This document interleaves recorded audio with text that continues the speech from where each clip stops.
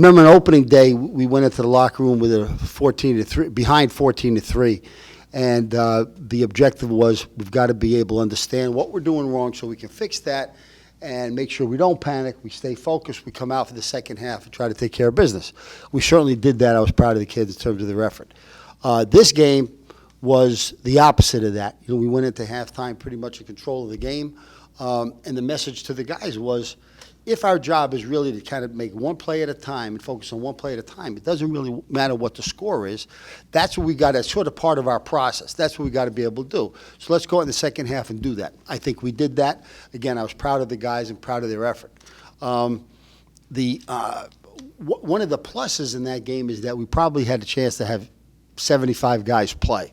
So I feel good about that as well. From an offensive perspective, there was a big improvement from week 1 to week 2 in Josh Tilley as far as his passing stats go. He also did a good job running the ball. We were all incredibly proud of what Hop did in terms of setting that record. He had an outstanding game, but the record is an incredible achievement that we're proud of him, and I know his family is, and I know he's proud of. I thought, too, in that game, our offense did an incredible job blocking. The receivers, the backs, the offensive line, I thought we really did do a good job there. From a defensive perspective, we improved because the week before we gave up 2 big plays. This time we gave up 1 big play. Clearly we're going to have to fix that. If we keep that trend going, that'll be good because then there shouldn't be any this week. But I thought we did a good job reading our keys. I thought we did a good job tackling. We did a good job tackling in space, and we did a good job gang tackling. We were very physical. Richie Sampson had another interception and a big run after that. Not quite a touchdown, but almost. And then the special teams, I thought were really good, and I thought that they dominated the game from our end.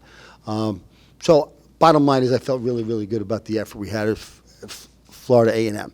This week, if you look at the top FCS programs in the country the last 4 or 5 years, I certainly like to think we're one of those, but North Dakota State's certainly one of those, and Jacksonville State is certainly one of those. And in fact, they have not had a home non-conference loss in their stadium since like 2005.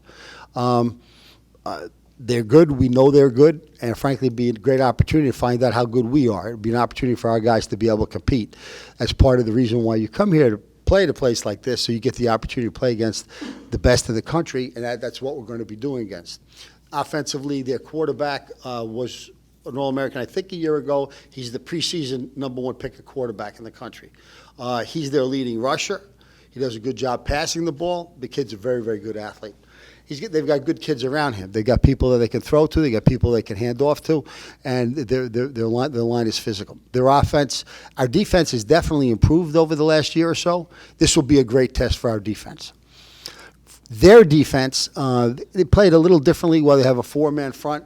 They take their 2 defensive ends and they really widen them out. So we call it like a wide nine. So if you think about a position of a defensive end, like at the outside shoulder of the tackle, or maybe the inside shoulder of a tight end, think of them 2 yards, 2 solid yards outside of that tackle, and the way they play that. So that's a little different. Our offense sees a little bit of that against our guys, but for the most part, we haven't played much against that. So we prepared hard. We're preparing hard for that this week. They will come. They'll come after us. I'm sure with Josh's experience, they're going to want to come after him. We'll be ready for that. They do a good job, I think, mixing up. Disguising their stuff and mixing up the zone and man, and mixing up, when they're playing base and when they're coming. Special teams. I'm giving them a pretty good compliment on this because we really do emphasize special teams, and we've really done, I think, a very good job over the last few years. I thought last year our special teams were outstanding, and we've gotten off to a good start this year. We spend time on it. We coach it, we work at it, et cetera. It's clear they do the same thing. From a special teams perspective, they execute very, very well. They're sound. They're not easy to prepare for. And this is one of those games where it may very well come down to a big play one way or the other on special teams. Usually when we go into a game, no matter who we're playing against, I usually think we have a little bit of an advantage special teams. I would say it's even as far as this game goes. So, again, we know it's a big game. We're excited about that. But we'll find out what we've got. I'm delighted with the way Quay is playing. I think that's terrific. But when you talk about depth, usually you haven't lost your first guy necessarily. So Quay's doing a good job. He still makes some freshman mistakes, but he's going to be a very, very good linebacker for us, and we're pleased that we've got him now. He's doing a good job. Were you by their performance against LSU? I know you've had. I thought they did a good job. I thought they really did a good job. This is the same team that took Auburn overtime last year. No, these guys are the real deal. They're good. They're very, very good, and their offense was able to move the ball. I thought they played them competitively. On this a little bit, but how much of a measuring stick is a game like this for your team facing off against another one of those top FCS teams? Oh, I think it's always when you're playing against the very, very best. A lot of different things can happen, but I think that's always. One of the things that you haven't asked me in a while, but we talk about is you could have your best team, but there could be 5 other teams in the country that have their best teams at that point in time. So sometimes for you to wind up the best or number one, you got to have a little bit of a break that not everybody is having their superstar year. They're one of the best teams in the country, but that's an opportunity for us to compete. We're looking forward to that. Having said that, trap question for you. Okay. Is this the toughest game on your schedule? Yeah. It is. Now, in fairness, you got to let the schedule go on a little bit. But right now, I would say this is the toughest game in the schedule. That's not such a trap question. What's so tough about that one? And it doesn't get much easier though with the 2 games after that too. No, I totally agree. But I think these guys, they're truly one of the top 2 or 3 teams in the nation. Other teams are very, very good, but they're not the top 2 or 3 teams in the nation. So we'll find out how good we are. So I wouldn't mind if one of you asked me a question about what we did last Thursday at our Life After Football session. Hit me with it. Okay. So with the anniversary of 9/11, and each year I talk about 9/11, it's pretty personal to me, but it's far more above and beyond the personal side of this. There is absolutely no doubt in my mind that the biggest single threat that exists in the world today is terrorism. That's not a maybe, that's not an if, that's not an and, that's not a but. And I've said before that I think you have to have 2 things to have a great program. One, you got to be able to win, because frankly, if you don't have credibility. Well, our record speaks for itself. But the other side is really about preparing your guys for what they're going to do afterwards. If you're good enough to get to the NFL, we'll get you to the NFL. We've already proven that. But at the end of the day, football winds up coming to an end, and are you prepared for what you need to be doing later on?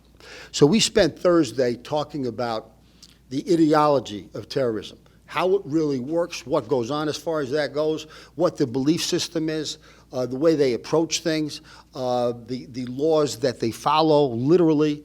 And today, a lot of these things are going on. So if somebody steals something over there, they get 80 lashes. Women are treated horribly relative to men. If a woman is found to be an adulteress, she gets stoned to death. Now, this is going on now, as we speak. This is going on. And sometimes we're not paying attention to that. If somebody gets killed while somebody's robbing somebody else, you're crucified. Crucifixion, nails through the hands. That happens today. If you're caught stealing, your hands get cut off. If you're drinking alcohol, you get 80 lashes. If you're caught stealing, your hands get cut off. Again, that's going on today. So the entire objective of the Islamic State, is that they have 2 priorities. One is to do everything they can to get converts, and they're doing a good job of that. And the other one is the elimination of what they think is evil. What they think is evil is anything that's outside of what they believe in. That's certainly the entire West, Western Europe, all North America, South America. I think it's our job to make sure that's so important that our guys understand that. All right, so that was what we talked about the other day. Where am I going with this? Number one, I think my guys got to understand that. Number 2, though, that kind of gets to the role of the military. Who defends us from these guys? The military. That kind of gets into then what's our role? Then we get into the role of democracy. So we live in a democracy of the people, by the people, for the people, majority rule. And never before in the history of the world has the world needed the military and economic power and leadership of the United States. And we can only pray that our leaders have the guts to do what they really believe is right, regardless of how they're going to be impacted politically. Our job is to vote for those guys. We're the ones that select those people. So we've begun this process already. My entire team, our team's going to vote. And everybody's going to vote. And other than maybe the military academies, I'll bet you we're the only football team in the nation to do that. That's one of the most important things we do at one of the more critical times in history. So I just wanted you to know what's going on, because I think, frankly, that's really important. And to piggyback off that, Max will be writing a story on Matthew Fletcher, who was redshirting this year, but an Army veteran was in the Rangers, so he'll be doing a story on that on Friday. Yeah, we had Matt, because of that, Matt suited up for us the other day. Okay, any questions?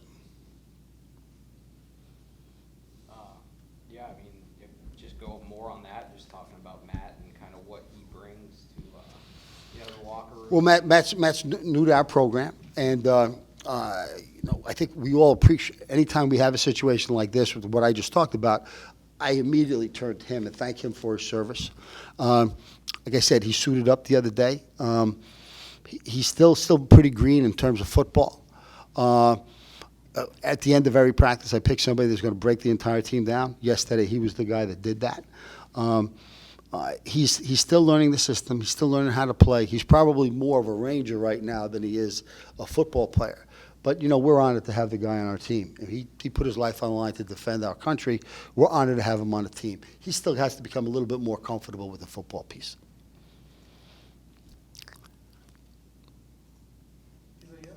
Yeah, we know about Jacksonville, they've got this prolific offense with this great running quarterback who can also throw it.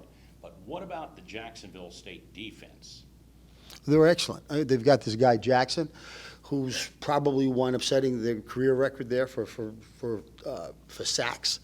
They've got two really, really, really strong defensive linemen. The linebacker's really good. The secondary moves well. Their defense is good. Injury update for you. I don't think we have anybody else get injured. Shane, you talked about. No, Shane's practicing.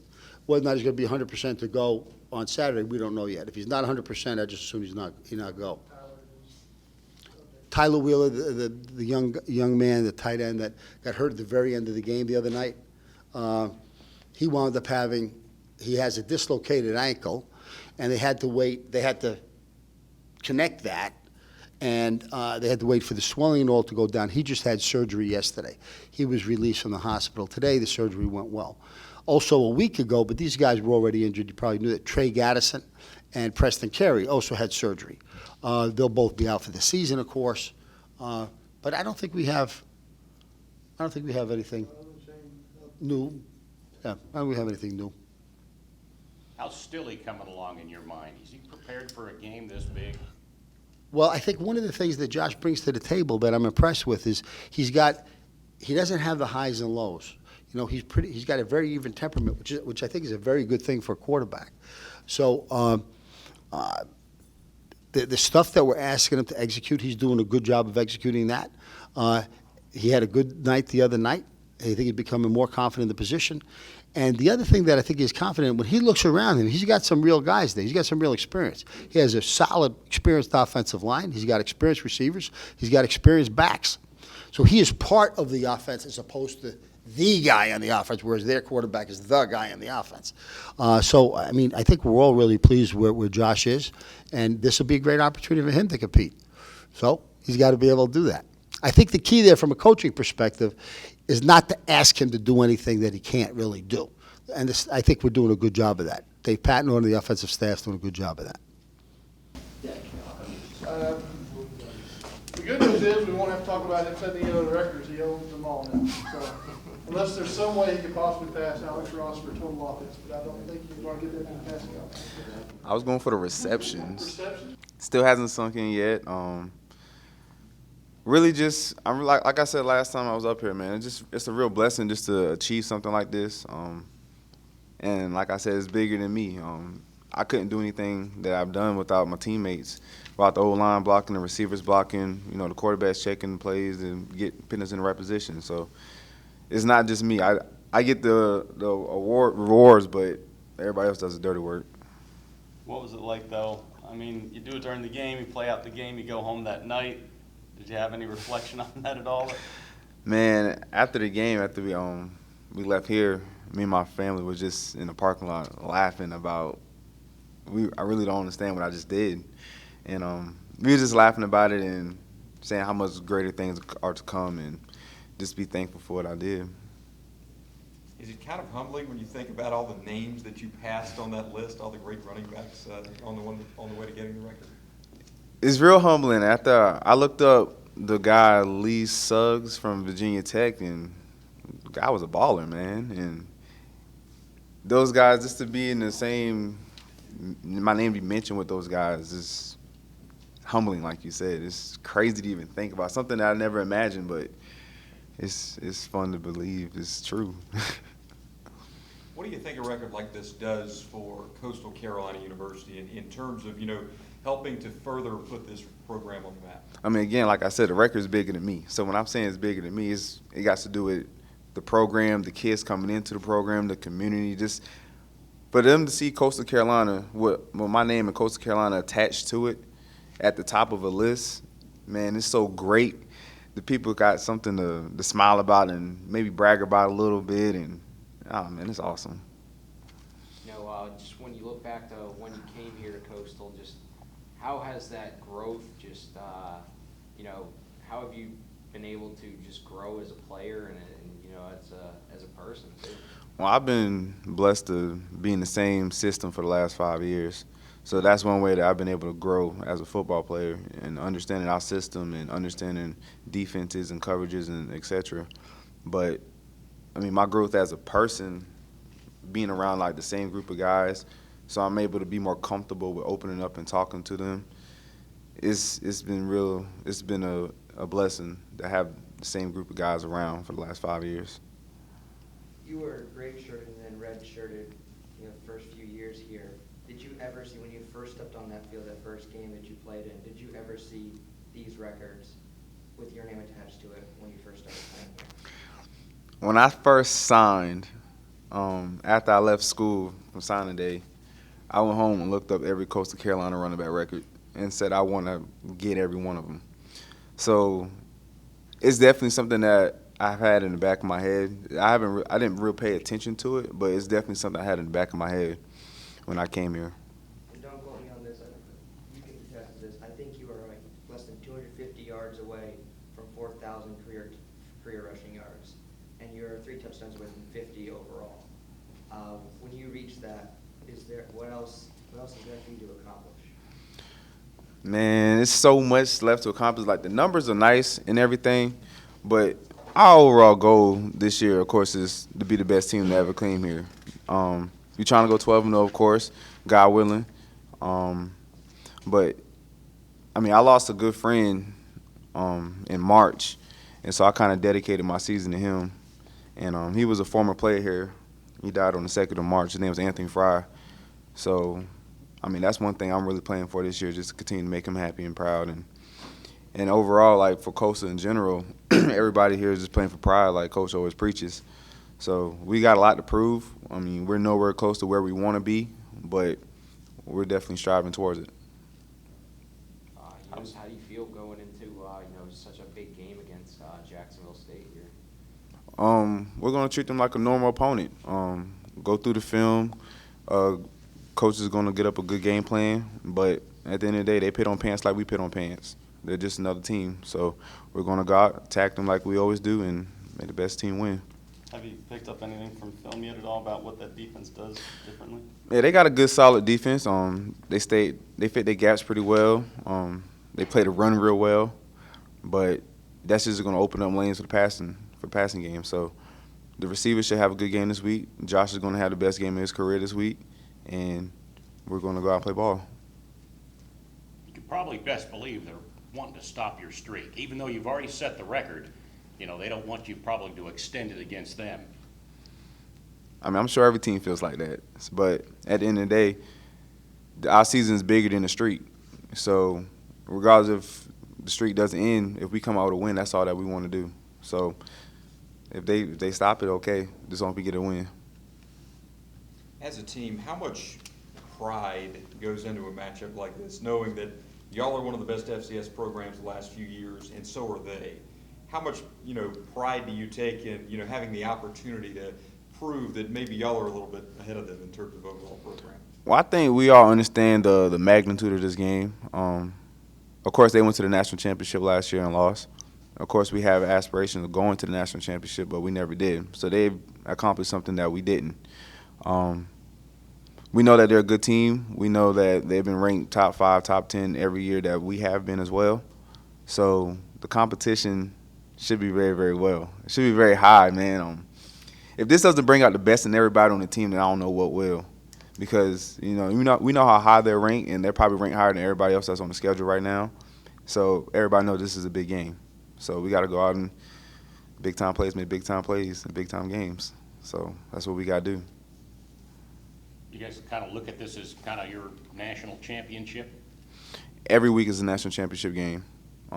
We know we can't go postseason, so every week is a national championship game. Every week. Can you get to 38 in a row? Mike said I could. So, if Mike says I can, I believe I can. That's the guy. Now that you actually have the record, is it somewhat a weight lifted off your shoulder? I know it's something you said you didn't focus on very much, but it had to always be in the back of your head. People are always talking about it. Do you feel any kind of weight lifted off your shoulder now? I'm definitely happy that the talks are over with, just because everybody kept mentioning it. Like, we'll be on the sideline. I remember at Lamar, we was on the sideline, and one of the guys came was like, "Hey, Hop, you got to get in the box." It's like, gosh, I wish you didn't say that. But I'm just glad it's over with. The talk's over with. I'm glad it's over and done with, just so everybody can just focus on playing ball now. If you guys can pull it out and get the W at Jacksonville State, what does that do for your all's confidence level down the rest of the season, beating a team like that? Confidence level is going to be high regardless. We know what we're capable of. We know the athletes we have. Regardless of how the game goes, we're still going to be confident throughout every game we play this season.